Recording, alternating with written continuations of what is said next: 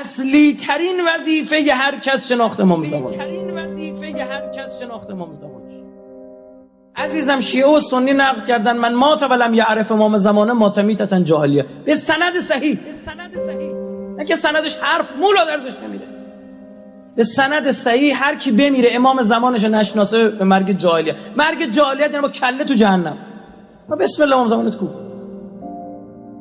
من مات ولیس فی عنقه بیعه مات میتة جاهلیه، هر کس بمیره برگردنش بیعتی نباشه، بیعت بلا امامن، بدون امام بمیره به مرگ جاهلیت مرده. نمیگه من مات ولم یعلم امام زمانه، کسی بمیره ندونه امام زمانش کی، نه خیر، میگه لم یعرف امام زمانه، نشناسه. برای همین این یعرف مهمه. تو چقدر امام زمان تو میشناسی؟ من با هیچ کی دیگه کار نمیدارم، با خودت کار دارم. اصلی ترین وظیفه هر کس شناخت امام زمانش. نشناسی امروز همین الان بمیری اوضاع خرابه ها. چرا؟ چون اون دنیا. باز آیه قرآن برات بخونم. یوم ندعو کل اناس به امامهم، روزی که دسته های انسانی رو ما فرا میخونیم، ندعو دعوت میکنیم، با چی فرا میخونیم؟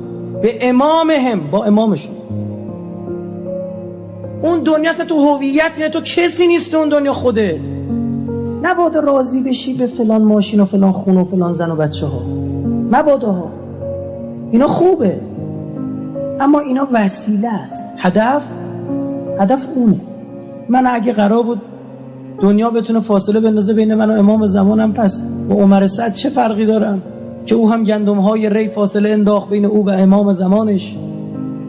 من خودشو میخوام. و اذا رأوا تجارة او لهوا انفضوا الیها، فقط کافیه تجارت، پول ببینن و لهو و لعبی ببینن میدونن میرن اون طرف. این شاهکار این آیه قرآن. و ترکو که قائم، و تو رو ترک کردن قائم.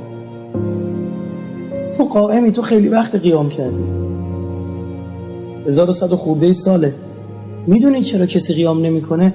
آقا جان اینا حواسشون به آخر دنیاست، جون میکنن، دروغ میگن، کلا سر هم میذارن تا یه پول و پلهی به دست بیارن که بذارن برای یه وارثی که اونم بیاد افاضه کنه تو گورشون. چی کار داریم میکنیم؟ ما نگفتیم پولدار نشید، ما نگفتیم مواهب دنیا رو به دست نیارید، اما گفتیم اینا هدف براتون نشه، این وسیله است. یه ماشین آقا بنی که آدم راحت تری بندم، یه گوشی موبایل راحت تر عکس بگیری، چه بدم صدای ضبط کنی، فیلم بگیری، نوتی برداری، تلفن بزنی. همین افتاد شکر تو درک، به جونت بسته است، مشکل داری. نه قبلیای منو تو بردن، نه ماها میبرن. 2 متر بیشتر زمین رو برات نمیکنن. یه پارچه سفید میچپوننت اون تو، خیلی دیگه خاطر تو بخواد 2 ساعت بعدش سر خاک وسط میشی، 2 ساعت تهش. تویی و یوم ندعو کل اناس به امامهم.